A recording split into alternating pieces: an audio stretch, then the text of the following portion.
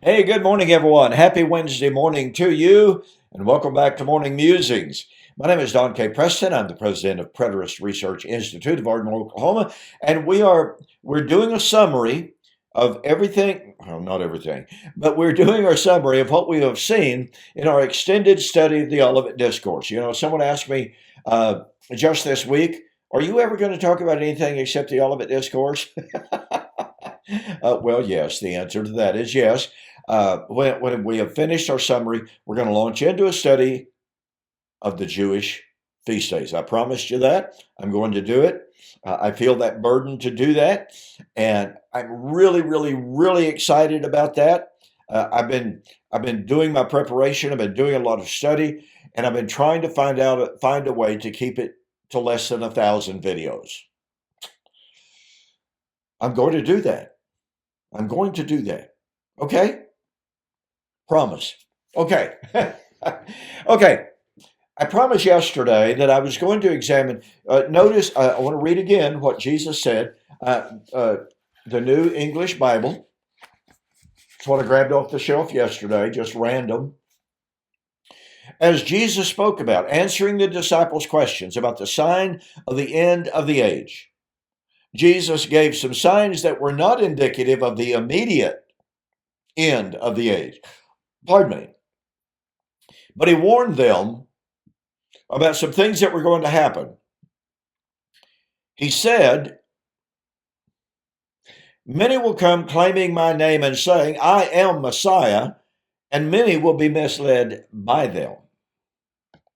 Now, this is remarkable. I want to turn over now to Luke chapter 21. I'm going to read it, not quote it. I want you to pay very, very careful attention to this. Verse 8, "Take care that you are not misled, for many will come claiming my name and saying, 'I am he,' and 'the day is upon us.' Do not follow them. When you hear of wars and insurrections, do not follow into a panic. These things are bound to happen first, but the end does not follow them immediately." Immediately, the key word here. Okay. Notice that Jesus told his living, breathing apostles, "Many will come saying, 'I am Messiah.'" I'm him. Okay? But that's not all they were going to say. They were going to say, "The day is upon us." Well, they were going to be saying, and the Greek is, the telos, the end. Wait a minute, what were the apostles asking about? Oh, the end. Now, the apostles used the Greek term suntelia to aionion. I very often mess up the suffixes, but you get the idea. They are asking about the full consummation of the age. That's what these false Christs were going to be claiming. The false Christs were going to come prematurely, declaring the end has come. The end is upon us. Do not go after them. Don't get in a panic, because the end is not immediately. Now, folks, it struck me years ago, and I think this is incredibly important. This passage is an indictment of modern day Christianity. It is an indictment particularly of the dispensational world. Why? Ever since the dispensational world arose on the scene in the 1830s, with the doctrine of the rapture of Margaret Barker and onward, what has been the mantra? Oh, this is the last generation. We're living in the very last days.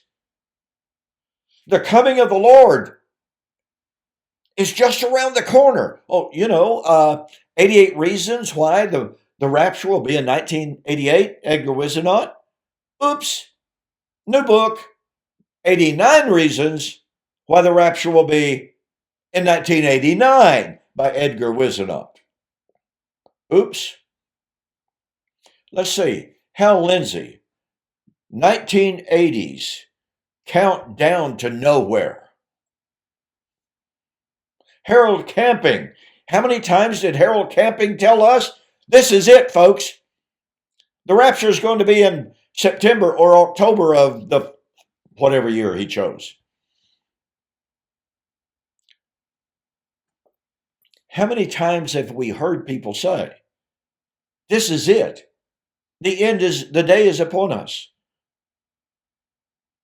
Thomas Ives, Tim LaHaye, Charting the End Times.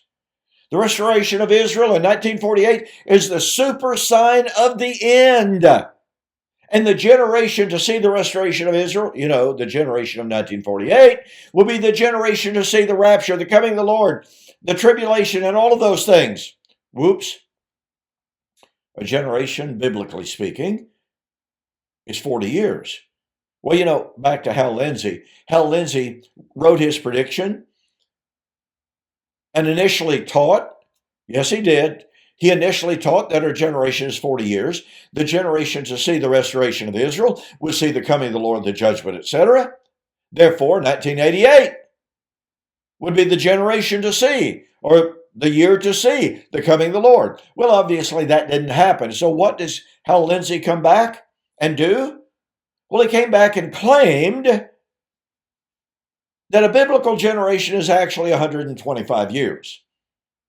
Well, no, it's not. Hebrews chapter 3 and 4 defines a generation as 40 years. Not 125. But you see, the reason that Hal Lindsey extrapolated a generation beyond 40 years is because he was trapped and exposed as a false teacher. He never told anyone, not any of his books subsequent to that, did he ever say, well, I believe I was wrong on my calculation. I really apologize for that. Oh, here, by the way, I'm going to give you a refund on my false prediction made in the following books that you paid your money for. Not once. Never even acknowledged his error, at least not to my knowledge. On and on and on it goes. Luke 21 and verse 8 is an overt indictment of dispensationalism, who tells us in virtually every single generation.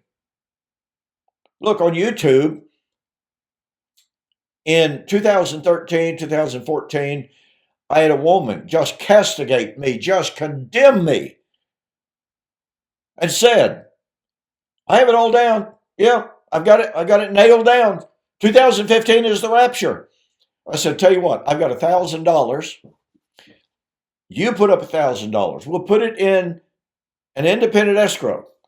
When 2015 comes and goes, the winner gets the money. Oh, my goodness, I'm just the Antichrist. I'm the devil. I still have the record of this exchange in my files. When 2015 came, September and October of 2015 came, she disappeared. Totally, absolutely disappeared. Another guy contacted me, made the same identical prediction. I wrote back to him and I said, you are completely wrong. I did so kindly. And I said, when your dates come and go, and he was telling me, if the Bible is inspired at all, the Lord is coming in 2015, because Daniel chapter 9 sets the time, and I have the time calculated. It absolutely cannot be wrong. And I said, you are wrong.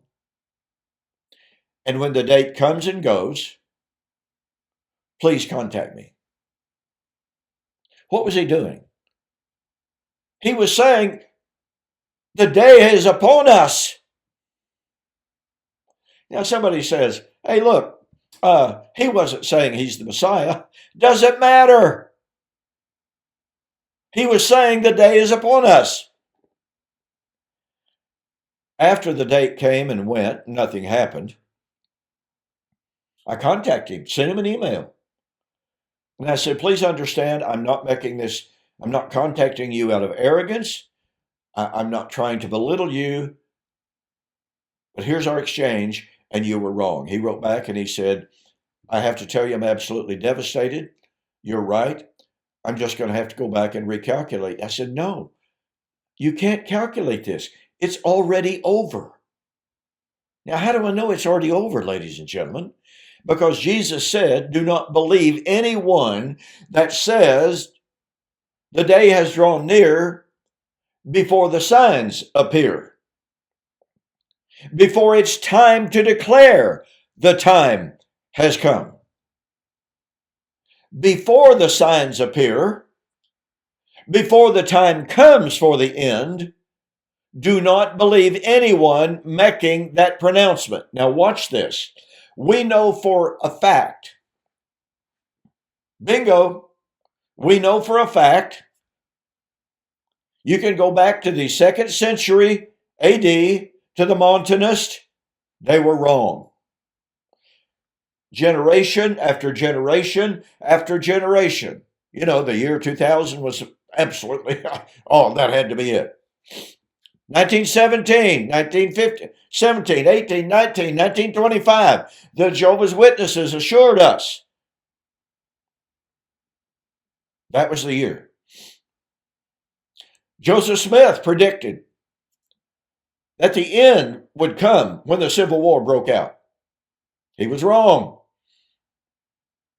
Do you get my point? Now let's go back to the Bible.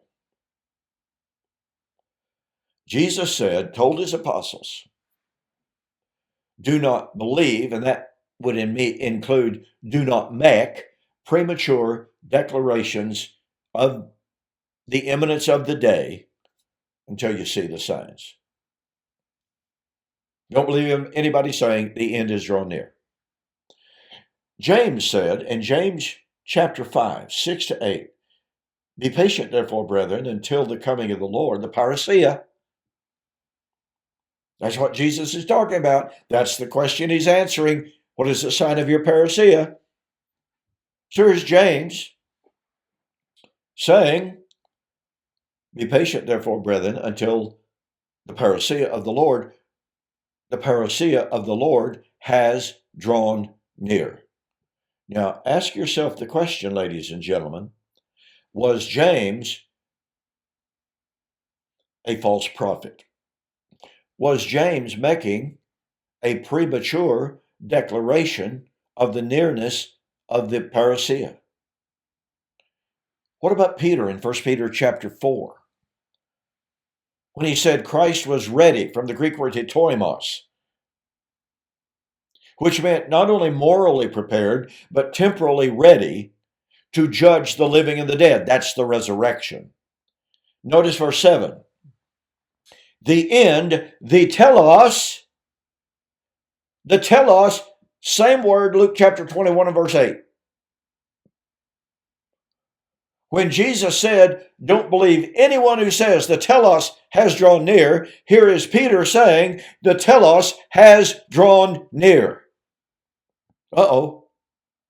Now, folks, if we've got a materialistic, nationalistic, physical concept of the day of the Lord, the parousia, the judgment, the resurrection,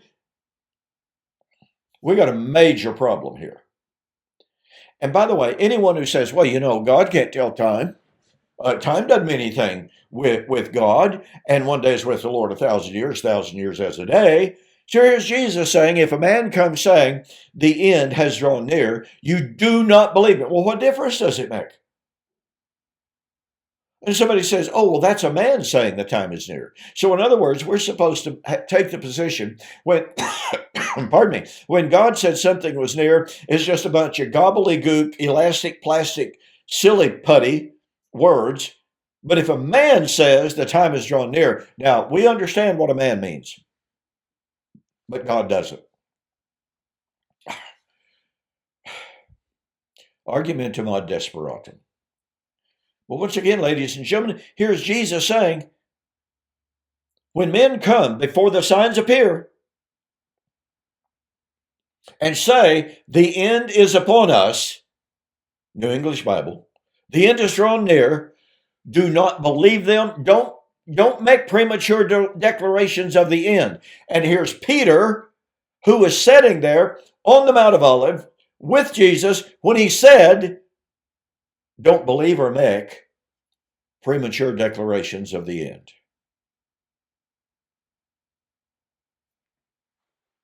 Was Peter a false apostle? A false prophet? No, he was not. But anyone and everyone after the apostles, after the first century generation in which the apostles said, John was told, remember, the revelation of Jesus Christ, which God gave to him, to show to his servants things which must shortly come to pass. The time has drawn near. Verse 3, Revelation chapter 1.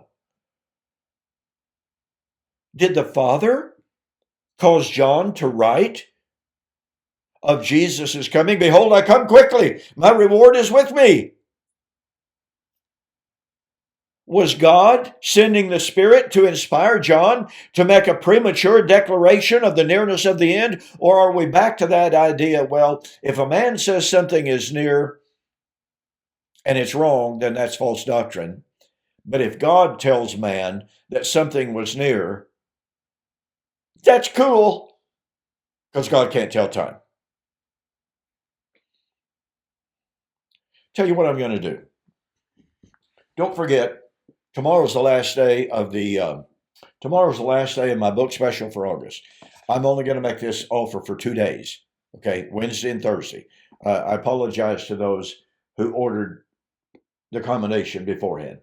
You order the 2-book special, which is U.S. orders only. Okay, U.S. orders only. August 2023 only. You order the 2 books. Save yourself $12. And I tell you what I'm going to do for the 2 remaining days, Wednesday and Thursday. I'm going to throw in free of charge a copy of my book, Can God Tell Time? Which discusses Luke 21, verse 28 in detail. Okay? So go to my website, donkpreston.com, BibleProphecy.com. There's a beautiful banner right up at the very top. Click on the banner, order the book. Be sure to send me a note saying, hey, don't forget to include Can God Tell Time? You get it free of charge. Okay? And again, I apologize for not making the offer earlier, but we only got 2 days left. Okay, thank you so much for joining me. Don't forget, Friday, we will continue our study of a refutation of Steve Gregg's book, Why Not Full Preterism? You don't want to miss it. And then Michael Sullivan and I will continue our discussion of Doug Wilson's attack on full preterism. All right? Thanks for joining me. I'll see you on Friday.